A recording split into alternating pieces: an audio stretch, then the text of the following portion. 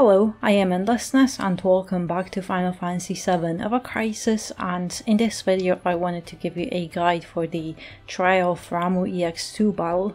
Ramuh is weak to war and you'll need all three sigils, so a circle, X and a diamond, and you can't skip any of those sigils because it's a pretty tight phase, and if you take too long Ramuh's gauge might fill up, and you also need to pay attention to Ramuh's lightning gauge and cannot let it fill up because that's when he will do his pronouncement and will start charging a lightning bolt that will instantly kill your team.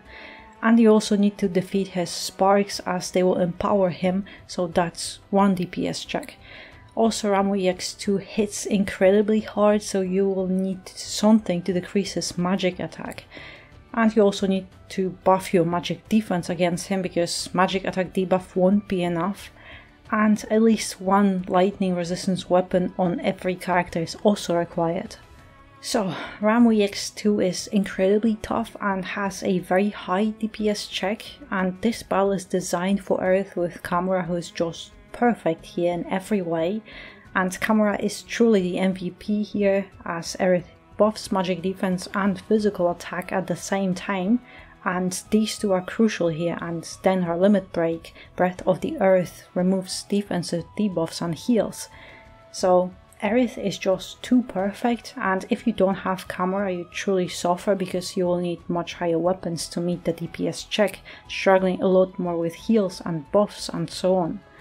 With Kamura you could have OB6 Glenn with his War Axe and you'll be good because Kamura will boost the DPS by a lot. Without it, I had no chance of being Ramuh with Glenn's axe below OB10. At best he still had 10-15% HP left, but alternatively, maybe if I had Slay the Day at OB6 for high potency war buff, maybe I could come closer, but that's just me speculating. Cloud is another option for a DPS, but I think Cloud with Maritime could work, but only with Kamura.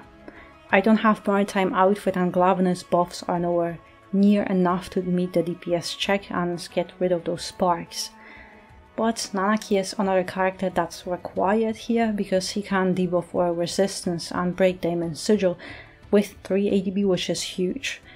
But if you have Barret with his newest banner weapon, he could be used too, but I find Nanaki much better here because his limit break can nullify Ramuh's magic attack.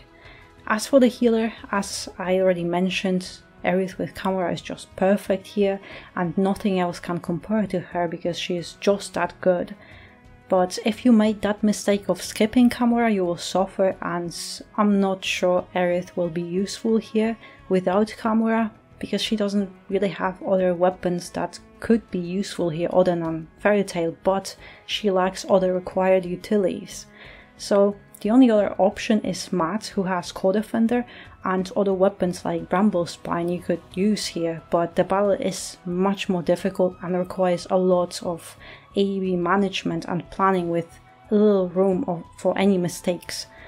A small note, Matt has a Diamond Sigil Breaker, but it's 4 AEB per use and I don't recommend using it as it takes way too long and makes the sigil phase very tight and doesn't allow to use AEB on anything else during it. Also because of how ridiculously high requirements on lightning resistance and magic defense are, those guild weapons help a lot. Equipping one of them in main weapon slot will boost your magic defense by a lot, and alternatively you could put 2 of them, one on each character in sub-equipment slots, and it could be even better. But both Matt and Aerith have a guild weapon with magic defense for all allies and lightning resistance, so it could be perfect here. Since I don't have Kamura, I'm using Nanaki, Glenn and Matt, with Nanaki being my debuffing tank, Glenn being my DPS and Matt a healer. Matt has Give Ultra outfit with Gigantic Shield, and initially I beat EX2 with Vanquishing X to do triple limit breaks to guarantee that I killed those 2 sparks, so if you have enough DPS to kill those sparks with Leviathan and Nanaki's limit break, Gigantic Shield makes the battle much safer. Then I have Foam Sword in main weapon slots, Matt's guild weapon to boost magic defense of all allies, and a Cura and all Q materia slot. Core Defender in secondary for magic defense buff, and ideally you want it at least at OB6 for high potency buff, then a Cura for a single target heal, and X Sigil. In sub-equipment slots I have Centipede and Guard Stick for heals and Syringe for HP and some buff debuff extension, so Matt has 11,000 HP, 3,000 heals, 159 magic defense and level 4 lightning resistance. Then I have Nanaki with default outfit and Stardust Ray in limit slot, and I highly recommend this limit break as it removes Ramuh's magic attack buff, so you don't have to use ADB to debuff it. In main weapon slot I have Silver Collar for Diamond Sigil and water resistance debuff, and John Collar to debuff magic attack, and it would be ideal if you have John Collar at least at OB6 for that high potency debuff. Then I have Asuna materia on him to help with healing, and 2 other materia just stat sticks. And ideally you could put a water blow materia, but my water blows are really bad and I needed to boost Nanaki's stats more than him helping to do damage. So in my case Nanaki is just to keep the boss debuffed and occasionally help with heals. In sub-equipment slots Nanaki has Nameless and Leviathan summon weapon for HP and lightning resistance, and Stream Saber is just to boost Glenn's physical attacks, so Nanaki has 13.2 HP, 184 magic defense and level 5 lightning resistance. Lastly I have Glenn with his War Arcanum outfit and Leviathan, Streamax in main weapon slot for DPS, and Slay the Day in secondary to buff Glenn's water damage and debuff physical defense, Circle Sigil and 2 other materia just stat sticks. Then in sub-equipment slots Glenn has Maritime Sword to boost his P attack and water potency, W Machine for more P attack and lightning resistance, and Glavenus for HP, so Glenn has 12,000 HP, 6.8 P attack, 165 magic defense and level 3 lightning resistance.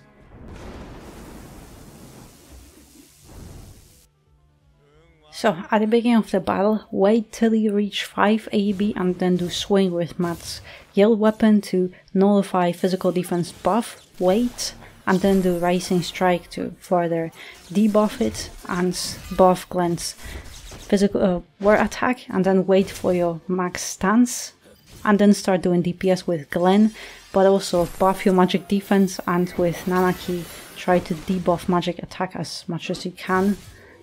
And here you can time it and do one more strike with Glenn to deplete that gauge as much as you can, so you take as little damage here. And try to recover afterwards. But yes, the beginning of the battle is stressful, but also don't do anything here. We'll get Sigil Face and watch Glenn's and Nanaki's ADB. When you see them use it here, switch and heal once. But you can do it only once. Now you just have to kill those sigils as fast as you can. And I switch to Matt because I will want to buff his water resistance, water damage after this. So Matt will have to use this, but I already can buff him here.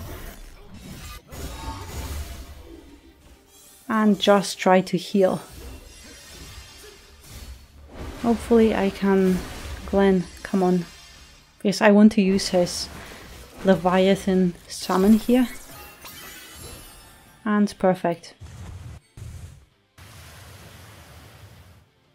Those sparks, they need to go because they will empower Ramuh and you will likely not survive it.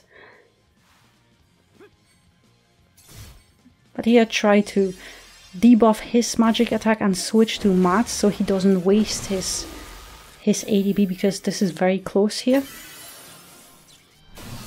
And also on these, I personally, yes, we lose a little bit of our stance, but those 11 arrows you have to be in defensive stance, so I rather use a little bit of stance but ensure that everyone survives here. With Aerith you can easily recover because her limit break will heal and remove those debuffs, but with Matt this is very close. At least that's the best I could come up with. But here, try to do some damage with Glenn and prepare, because you will have to replenish and actually just reapply magic defense buff, and also make sure that Ramuh is debuffed his magic attack, because this Sunderland, it hits very hard.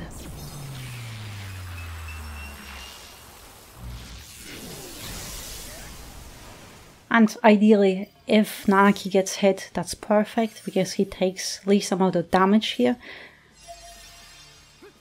But we have another Sigil phase here, and again, you can afford to heal once here, depending on how the ADB you see on Nanaki and Glenn. Try to time it so they don't use ADB when they are not in max stance. But again here I will try to do Rising Strike to buff Glenn before we stagger him. And now just start this raid to remove his magic attack buff and to kill the Sparks Leviathan. But most of the battle I am on Matt to prevent him from using any ADB, because this is very close on ADB, insanely close, and you cannot afford it because you have to buff magic defense and heal. And here again, just prepare to nullify those buffs.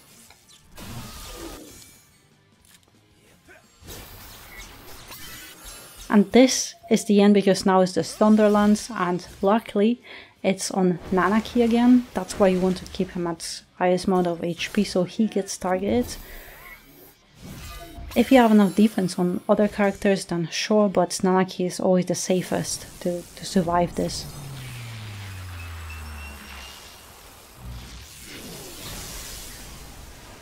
And that's perfect.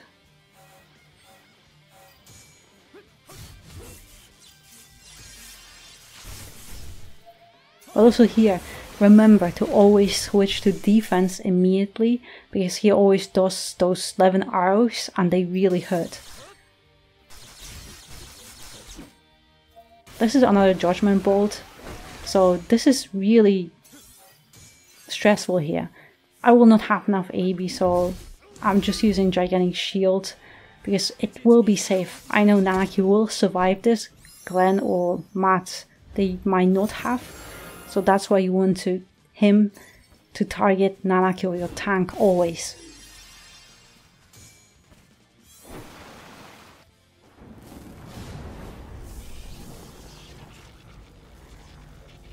But alternatively, you can heal with Nanaki with his Esuna a little bit, while Matt, instead of healing, will do Amulet Tribute.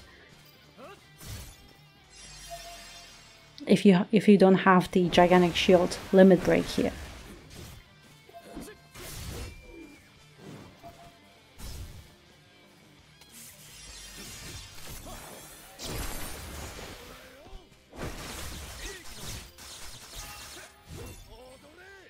And this is another Judgment Bolt, so it's tough.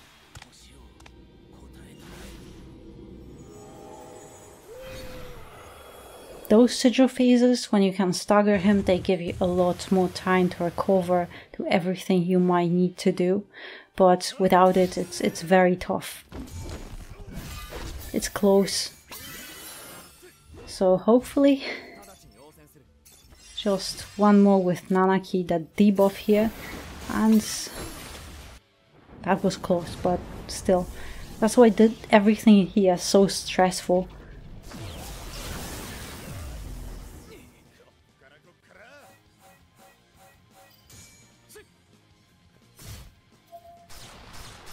And another Sigil phase.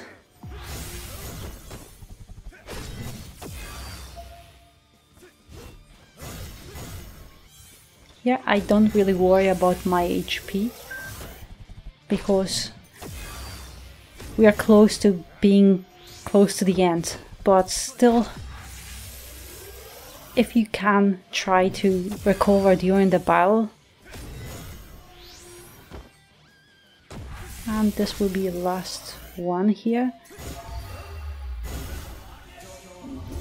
Ideally you want both Nanaki and Glenn at least 50% HP so they can issue their debuffs and buffs, because warrior resistance it has to be 50% and warrior buff it also needs to be 50%.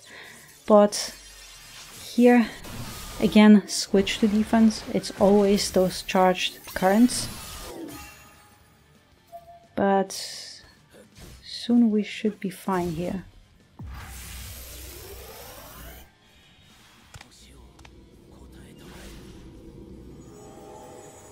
Now he will start doing his charges to fill his lightning bar very fast, and there is nothing you can do to stop it. Those grey bolt charges,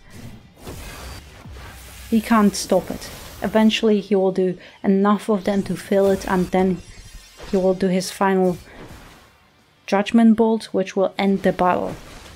And there's nothing you can do. You can do some limit breaks, anything, but this is basically the DPS check. But yeah, that's Ramuh EX2.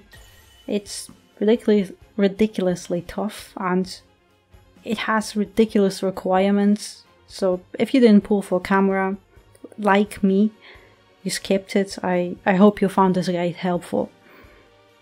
It's very tough and there is no room for any mistakes.